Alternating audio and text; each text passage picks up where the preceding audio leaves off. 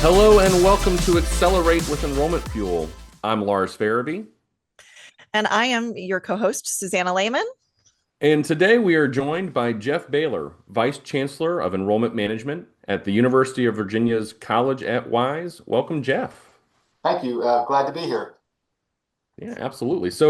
Would love to hear a little bit about your story and how you ended up in Western Virginia. Sure. So I'm Jeff Baylor. I'm Vice Chancellor for Enrollment Management here at the University of Virginia's College at Wise. And I've been in this business for over 30 years. And just a little background on me. I'm a first generation college graduate. My brother and I were the first to go to college. He was 11 months older than I was. So we went through this experience or journey together.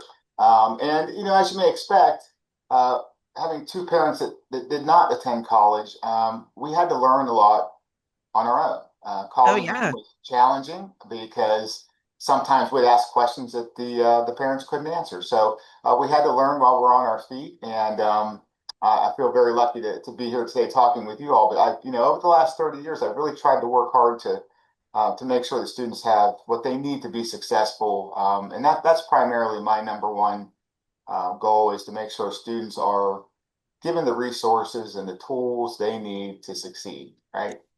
Yeah, and Jeff, I'm thinking of doing a little math here. If you went to college 30 or have been working in the college higher ed setting for over 30 years, Yeah. your search process would have looked very Yeah. different. I mean, only mail and picking up the phone, you know?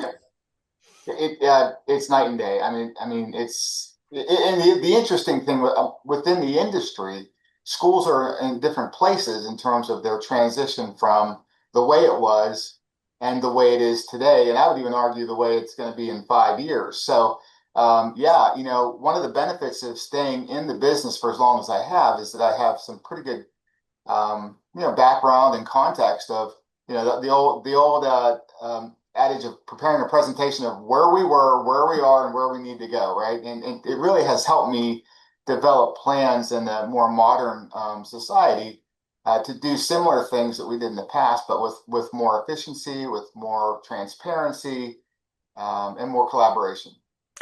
Yeah, so I think what's interesting about UVA Wise is your UVA, but also not. So talk a little bit about kind of what it means to be UVA wise versus Yeah, UVA. it's a great question, Susanna. That's one of the things I had to figure out as well, right?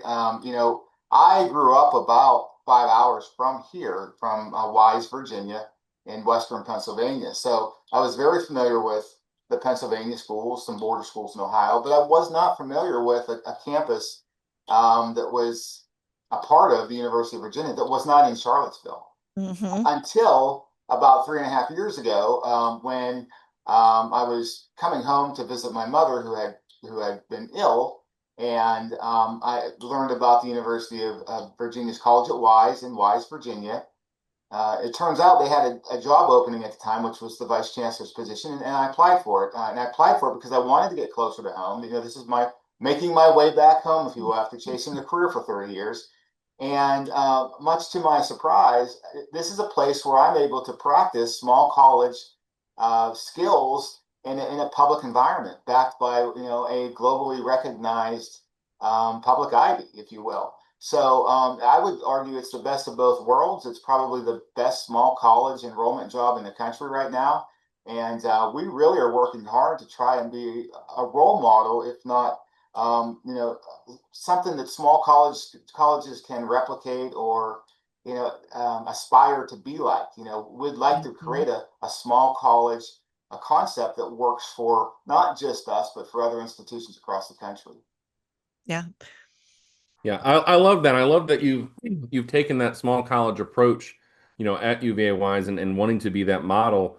Um, how how do you see yourself doing that? What are some of the things that you've implemented that could be emulated at other places? Yeah, one of the things that we have to understand and realize is there are schools, institutions that they'll fill their seats up in the classroom because they're selective, and then you're going to have institutions that are competitive, and those that have rolling admissions who are less competitive, less selective, if you will. And what that means is the more selective schools, they don't have enough seats to take everybody. Right. But the competitive schools like us, we have extra seats. So, we're not full. Um, would we want to be full? We don't know. We'd probably just expand, because we have capacity. So, looking at things through a different lens, what does it mean to be successful in a small college? Mm. It doesn't mean that your classrooms are full and your residence halls are full. What it means to me is you have a vibrant community of learners who are sharing that journey and experience together, and they will become a member of our alumni association, which will be our lifelong learners that will stay with us forever. And if we do this right, we give people a place to come to when things aren't working out the way they thought they might. So they have this network of people who care about them and share a common love of a place that helps shape our lives and that we can come together and help each other. I love that.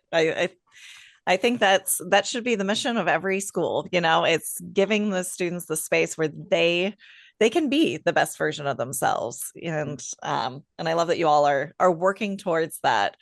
So as you're thinking about you know, every challenge or every school, I should say, is tasked with uh trying to make some more money, right? So what kind of things are you exploring to help increase the revenue? Yeah, it's a great question. And I'll start with sometimes you have to start collecting money. I'm sorry, stop collecting money to start making money. And what I Mm, mean by that is, many industries are guilty of this in terms of we put barriers in front of our clients or our customers or our students, if you will, in education. Um, Two things we did here that I think is very important to our success. One is we've eliminated the application fee. We don't see any need for it. Our processes are automated. We're starting to use some AI. We'll talk maybe a little bit about that later. But we see no need to collect an application fee to charge for a processing fee because we're doing this with automation. And then the other thing was the enrollment deposit. An enrollment deposit, again, it would secure your place in the classroom. Well, our classrooms are not full. We don't need an enrollment deposit to secure that space for the student. What it really becomes for, especially our students in Southwest Virginia who are in rural America, and by the way, there are right. more students growing up in rural America than in your metropolitan areas. This becomes a barrier to them. They may not have 100 or 200 or $300 to just pay out of pocket. This allows students to apply all of their financial aid and scholarships and funding sources to their college bill, including that initial enrollment deposit, which will just be billed in their first billing cycle. And I think that's something that's important to understand is an application fee is an additional fee. It was a revenue generator. An enrollment deposit, we're going to collect that anyway. It's a Right. deposit, it's not an additional revenue stream for the college. So these were fairly easy decisions to make when we looked at our demographics and said we've got to increase our applications. We need to increase the number of students admitted so we can work with them to enroll them. Yeah. That's Well, and great. speaking of those applications, I know you all have recently implemented Slate, and you want to talk a little bit about how that's kind of helped with your processing of everything. Yeah, It sounds like it was a journey. yeah. So when 3.5 years ago when I got here, we were processing applications through paper apps, and since then we have actually implemented Salesforce and realized, and that's the system we had on record here when I got here, but we hadn't used it. So we had a Okay. year left on that contract, so went ahead and implemented it to use it, and realized, and we had thought it's just too big of a system for us, so we decided to pivot and engage Slate. And this past year, we've been building the plane as we fly it. So we've launched Slate. And to make the long story short, over the last 3 years, we've been able to increase our applications by, well, we averaged about 1,500 applications historically. And now the last 3 years, we're averaging just over 6,000 applications. So, and we did that with automation. We also did that with our partnerships. And I can talk a little bit about those either now or later. But partnerships with direct admissions, with our search partners, um, engaging in educational opportunities and resources with our partners, so that we can learn to do things internal a little bit more because we're smaller. So we've really tried to innovate uh, while also being an institution of action. One of the things I would say, you've got to be proactive in what we're trying to do and not just talk about it. So we're trying to be that, we're trying to walk the walk, not just talk the talk, if you will.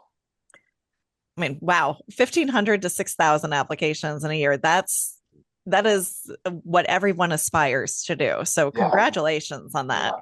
And what's more exciting about that, more than anything that people forget about, the marketing impact of that. People say, well, how many enrollments did you get? Well, I'm not too concerned about that right now, because every year where we have 6,000 applications versus 1,000, we are expanding our market awareness. We're expanding our brand awareness. I mean, it's really going to help us maintain the growth we have had and maintain that, I think, longer term. And jumping into that, I mean, this is, there's obviously some sort of secret sauce that you're doing, but there's some things that I think, again, trying to be that model of those small colleges, beyond just the marketing, what are other things have you been able to do that have helped you make that kind of jump? Let's talk a little bit about our partnerships, a little bit. Upon arrival here, I had learned about, the direct admissions concept. So we went ahead and we took a leap of faith, and we partnered with niche.com, who's been just wonderful to work with. And we realized that, this was a new technology or a new innovative process. So we didn't know how it was going to play out, but we wanted to take the risk. We believe in being risk takers, being leaders, being people willing to put ourselves out there and try something new. And it worked for us. So we've been able to maintain that. Now, having said that, we also work with enrollmentFUEL, who helps us, who has helped us with our search. So, and all these things fell into place very nicely. And by the way, what this does for us is, we're a small college, so we don't have a deep bench. So this allows us to have skills and expertise that we may not have on staff. Or we may have someone with the expertise, but they're not always available to us, and they can't focus specifically on that one thing that we need. So our partners are able to do that with us. They help us not just manage our progress and our success, but also to make assessments on what do we need to stop doing? What do we need to start doing? What do we need to move faster with? What do we need to slow down with? Those types of things. And also, partnerships like we have with enrollmentFUEL specifically, you have other partners, so you can help us benchmark things and have meaningful conversations about the difficult and the challenges that we're facing that day. Whether it be something we see on TV or something we read in an article somewhere online. Partnerships have been very critical to us. I say that the partnerships is what has allowed us to, we have spread our net wide, if you will, and tried to capture more interest, and it's working. Yeah. So I would say partnerships have been a critical strategy in terms of what we need to do to get in front of more students and to be in a position to enroll more students. Well, and I want to go back just a hair too to the direct admission piece, because you've mentioned before you're in Appalachian America, and I've heard direct admission really be talked about not just as a way to get more student interest, but also as a way to increase awareness for students who might have thought college was not an option for them. So it's really about that access to school. And when we think about what it's like to live in the Appalachian states and in rural America, there is a little bit more of that emphasis on college. It may or may not be for me. And so I think for a school like you all, direct admission makes a ton of sense, because it is about saying you can go to college, and we have a space that could be the right school for you. Yeah. So I just love that initiative for you all. Yeah, when you think about the brand, right? You think about UVA and you think about UVA Wise. UVA is the selective institution, very competitive, very competitive, extremely competitive. And then we have rolling admissions here in Southwest Virginia, because our mission is to serve the Commonwealth and to serve the people in Southwest Virginia. Now, think about this. We're on the border of several states.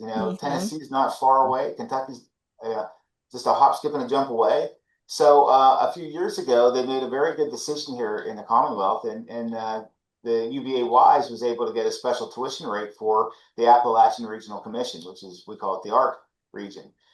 Those students are now eligible for a tuition rate that is just slightly above in-state tuition, right? Yeah. Why did we do that? Because our front yard is Tennessee. Our front yard is Kentucky.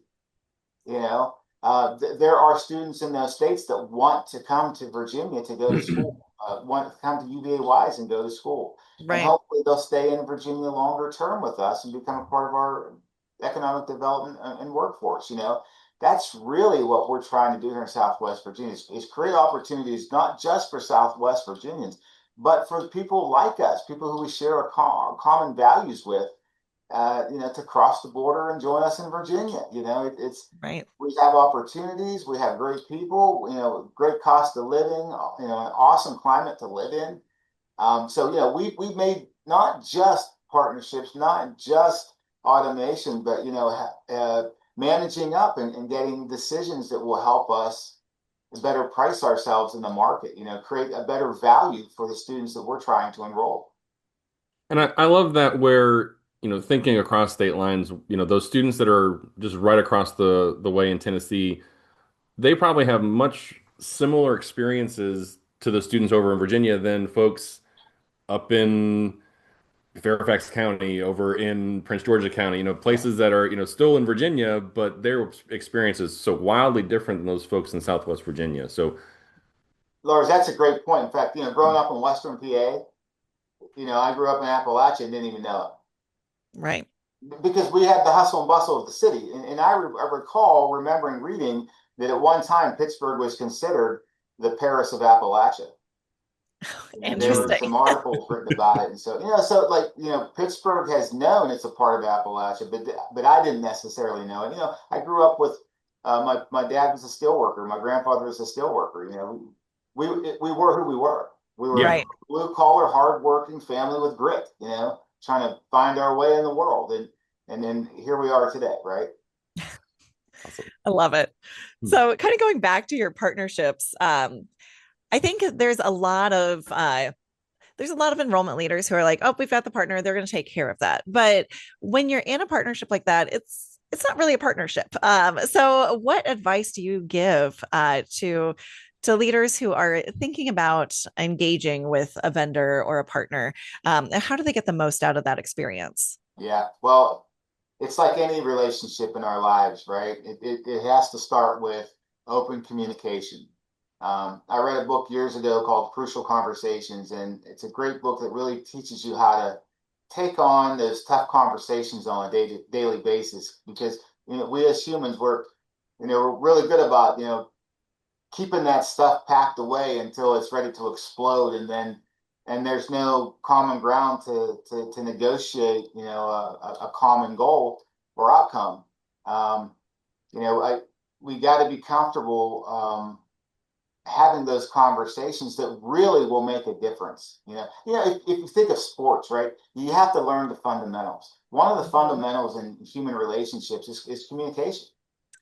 Yeah. You've got to Mhm. communicate regularly, consistently, authentically, so you build trust within your environment, your work environment, and your team. And I think we've done that pretty well here at UVA Wise. We're still, that's something you work on every day. You should never be satisfied with your relationships. You should always be working on them to make them better.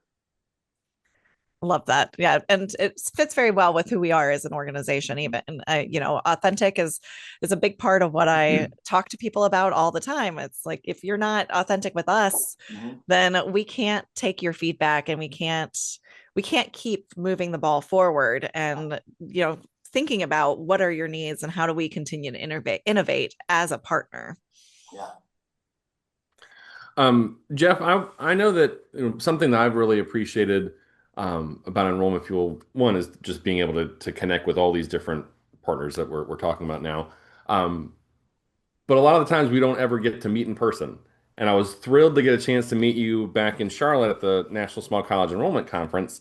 And we talked a lot there about the importance of campus visit. My experience from High Point. Um, and I think that I shared, our goal initially when we were trying to grow at High Point was not to grow enrollment. Our goal was to have the best campus visit experience in America. If we could do that, everything else would kind of take care of itself, right? Um, I think that you share the same kind of idea. Yep.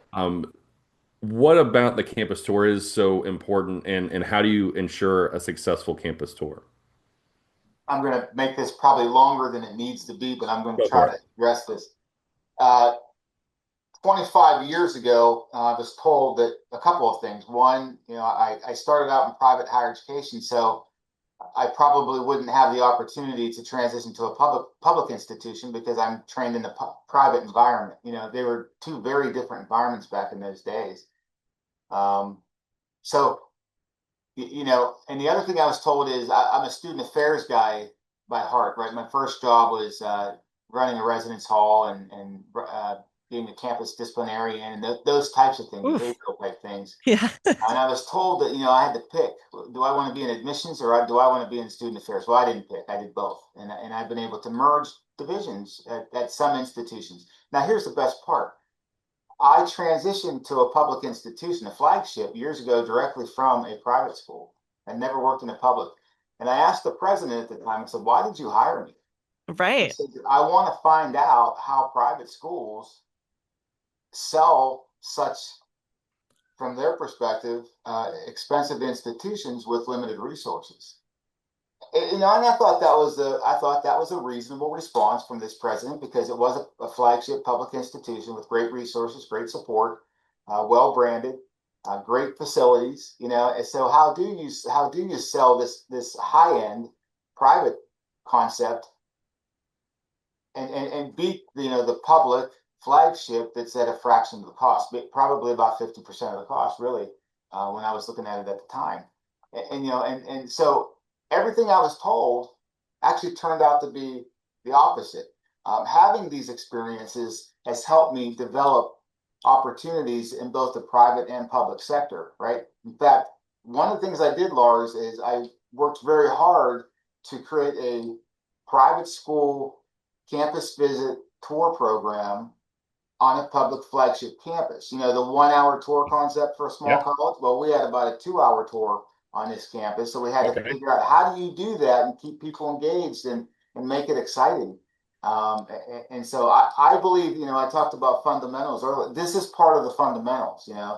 A campus visit is like teaching someone how to punt, pass, or throw, in football. I mean, they have to show up. That's where the sell happens. That's where the close happens. That's where the student and their support people are able to get some of those final pieces of the puzzle to make that final decision. Students have to know if they're going to fit where they want it, it's just like Mhm. a job. If I'm looking for if I'm going to make a job change, maybe not a career change but a job change, I want to know I'm going to fit there. Hmm. I want to know that I can be successful, that I'm going to be comfortable. If I'm uncomfortable in the environment, I'm probably not going to do well. Yeah. It's looking at all those things. And I honestly believe that the first step in that process to enrollment is visiting the campus. And I love that that's your mentality, and it is a mentality shift. It Yeah. is something that you really, you've brought this small college feel to it, where it's really personalized and you get a lot of great attention. Um, I love that I can see in the back of your screen right now the charging cord for your leaf blower. Can you share with our guests what you do Yeah. with your leaf blower? Because I think this is awesome. Well, we talk about rolling out the red carpet, but if your families show up and you have leaves all over your sidewalk to your front door, you're really not rolling out the red carpet. So it starts with, again, doing the things that you would do at your own home. If you have visitors coming to your house, what do? You clear the sidewalks.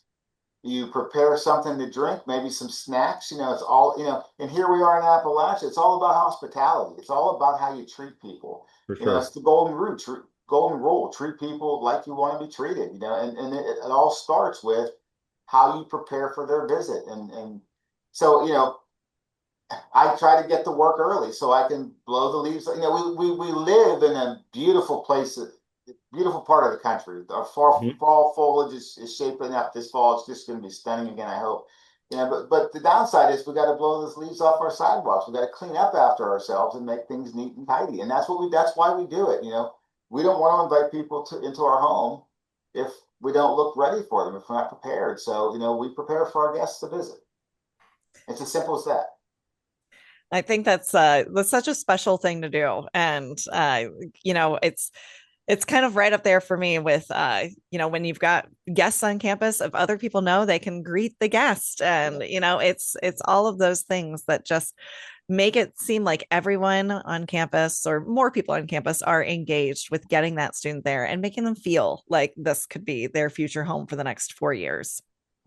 Um, And for people to understand that, we know the research tells what the research tells us, but let's face it, you never know what person will run into that student that's going to save that student that day. When I say save, they're going to redirect their mind, their attitude towards success from self-destruction, maybe. It's just mhm. a smile, a kind gesture, put an arm around someone and lift them up. That's the kind of environment we need to be as a small college. We need to know our students, we need to know ourselves, and we need to help each other continue to grow and learn.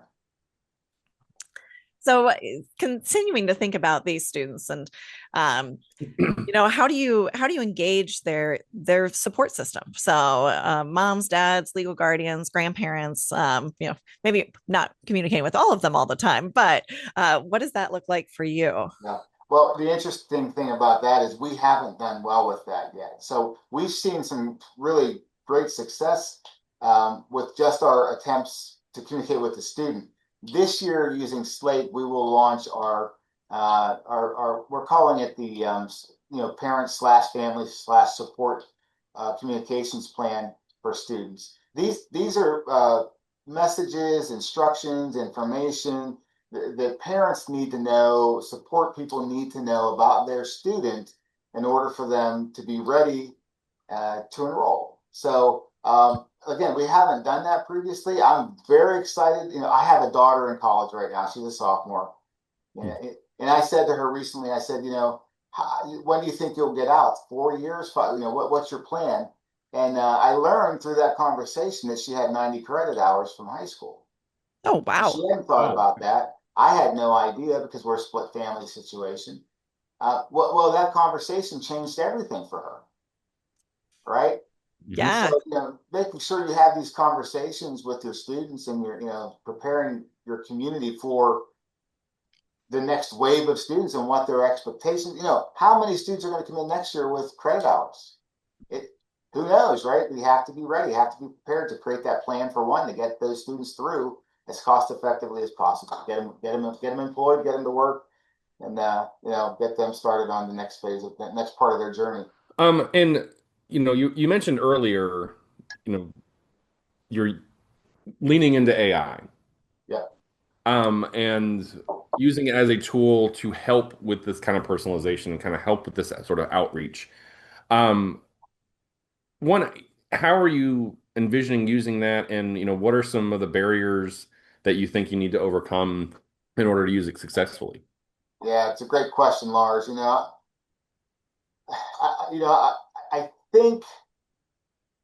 think I think differently than a lot of people maybe that I work with sometimes because I remember when the internet came out. My first job in higher ed, I didn't have a computer on my desk. Within 2 or 3 years, I had a computer on my desk. Hmm. So, I feel like, there were things I was afraid of Mhm. 25 years ago, and I missed out, right? On some great opportunities, I think, professionally and great opportunities to help students, if you will. This time around, I don't want to miss out. I don't want to be afraid of AI. I want to embrace AI. I want to learn. I want to find out how I can teach our new young professionals how to leverage AI.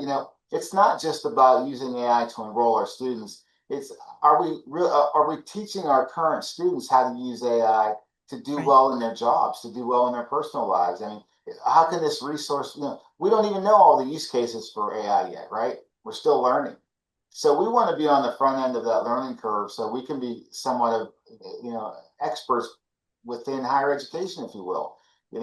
we would love to be an institution that creates some best practice that others want to copy, you know.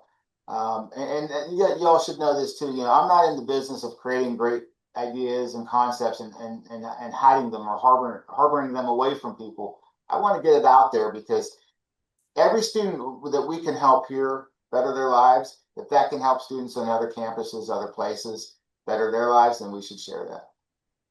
But anyway, I think AI is definitely going to be something we're going to need to be paying attention to in the future. A lot of people are afraid of it. I get it. You know, afraid they're going to lose jobs. Maybe this is what I tell my kids, and my daughter's 19 and my son's going to turn 21 this December. I said, you have a choice. You either learn about it or you don't. That's going to be up to you. But if I were you, I would at least try to get familiar with, you know, the new technologies that will be available for you. Again, not just in your workplace, but in your personal lives, how you can live a more comfortable and vibrant life, you know, using the tools available to you. Well, and I think you're right on with the AI. I had people talk to me at Slate Summit and say, "Are you worried about the support that you're giving partners because AI is out there?" And I told them I'm not concerned about it because people still need direction on how to think about it. You still have to give AI an idea to go forth and do what it needs to. But I think you and I kind of share a similar philosophy when it comes to what does an admissions staff look like as AI becomes more and more prominent, but also as the tools become more advanced. So you want to talk a little bit about how you envision personnel changes happening in the Yeah, future, and not saying we're firing people, but yeah. really what the structure could look like as we continue moving forward. Scary topic to some people maybe, but you know, you think about historically, you had an operations team and you had and I'm going to call it a sales team, right? It's the Mm-hmm. people who go out and promote the product at the college and make people aware of it.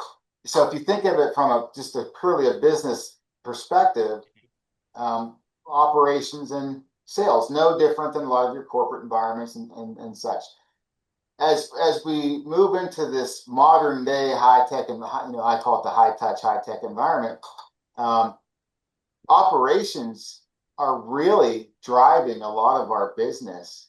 You know, and you think of the concept of the professionalism of your people, right? Right. Uh, our operations team is more involved in the recruiting process than they ever have been. And you know, I see recruiters today really as you know they're more PR type people. They're representing the college in for a variety of different ways. But really, what I hope they'll become for us is they'll become the closers. They'll be the ones who greet the families or the guests on campus. They'll be the ones to try to get that student over the fence, right? And figure out, do they have enough finances? Do they understand the financial implications that they're about to make? You know, that financial literacy piece comes into play. Now, how will they navigate the next 4 years? Have they been do they have a major? Do they know what they want to do? Do they have an advisor assigned? Are they engaged in their first year experience course? You know, things like that. Like, you know, having a recruiting team that really is focused on getting the students to enroll. Because if you think about it, if you go back 30 years, I remember a time when once the student were admitted and paid their deposit, we were done. Right. We didn't have to worry about making sure the student made it to campus. But nowadays I think that's an expectation of families and students and friends of our students. They want to know that we're going to go the extra mile and help students not just apply, not just enroll, but help them navigate the whole concept of finding the right major and the right career path for the student. And it all starts with that, I think, that transition, from high school into college. And that's where, my student development background, I really try to implement student development theory as much as I can and what we're trying to do in admissions, because if we're the ones out there making promises, and we better be making fair promises because we better be delivering on what we're saying when students get to campus. And what I'm hearing from you, Jeff, then is your vision of AI as a tool. It's really allowing your team to go from transactional interactions to transformational, Yeah, right? I use the words hyper personalized communications. Mhm. we do a lot of things based on a demographic or based on a major, we put people into buckets, if you will, and we communicate to those buckets. Well, we need to communicate to the person, Mm-hmm. one to one. That's the hyper personalized concept. Um, I don't know if we'll get there this year, but that's what we're trying to do. And I even think of financial aid. Can we package financial aid with AI technology? We're going to be exploring that. I'd love to package students one to one.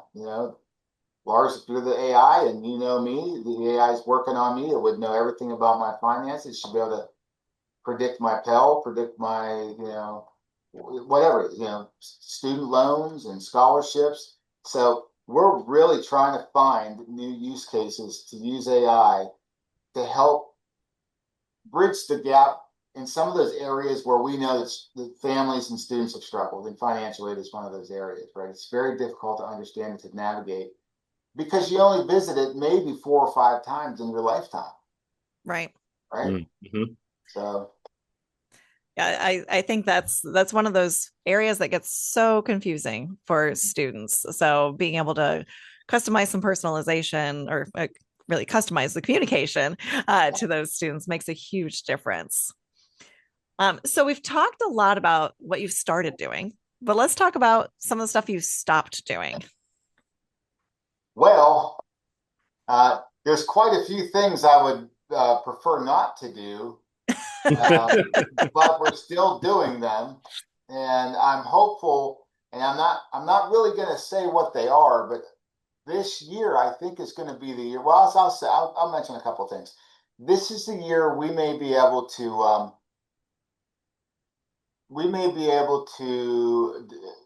do something different with our lead generation, right?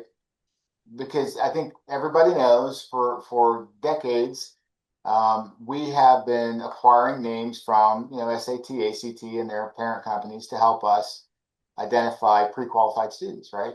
To our Right. institution. Well, that the testing environment's changed. The concept of testing has changed, and we have done really well with our partners generating applications through a different process that we may not have to buy names in the future or Mm. acquire names in the future the way we have. Will we stop doing that this year? I don't know. Will we stop doing that next year? I don't know. But I think we're getting closer to, and I don't want it to be a stop doing, we're getting closer to doing it different, Yeah. right? Which will require reinvesting funding. So yes, we'd have to stop one contract, maybe to try another contract or internalize. With y'all are teaching us how to do our search internal. Right.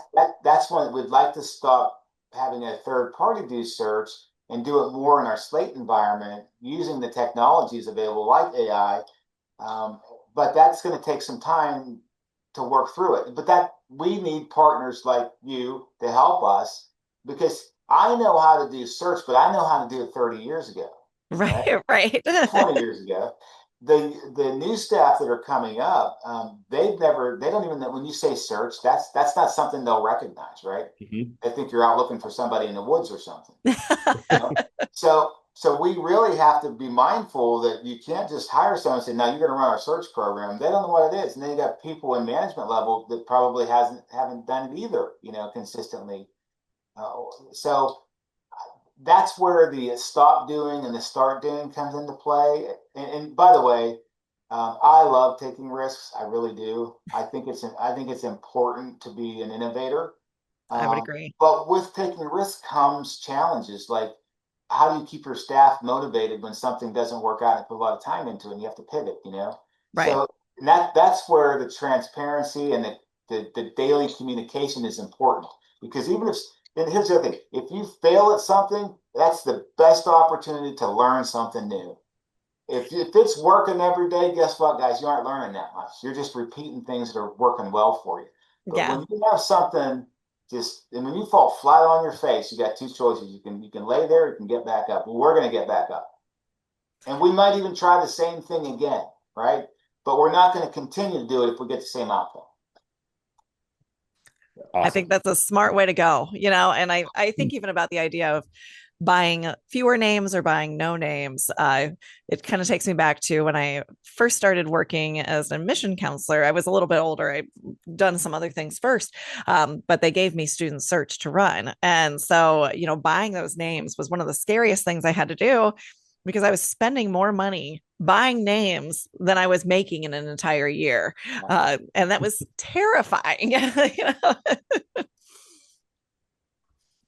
And that's why, it's terrifying to stop, right? It is. Yeah. Because you don't know if that was the piece that got you over the hill. But right. you'll never know until you try something different. Mm-hmm. So what we're trying to do is I'm trying to be thoughtful about how we get to the point where we can make that leap of faith. Because here's what I believe. If your team is behind you, if everybody is sharing and motivated to achieve that common goal, it won't matter. Yeah. We will get there, but we may get there a different way, maybe a little bit harder. It actually might be easier because maybe we'll find a new way to do it better, right? So, but you'll never know unless you try to do something different, take some risks. Jeff is the Vice Chancellor at the University of Virginia's College at Wise. So thank you, Jeff, for being here at Accelerate, an Enrollment Fuel podcast. Thank you for having me, and thank you for being a partner with University of Virginia's College at Wise. We love working with you. All right. Well, thank you. Once again, I'm Susanna Lehman. And I'm Lars Farabee. And we are signing off for the day. We'll be back again soon.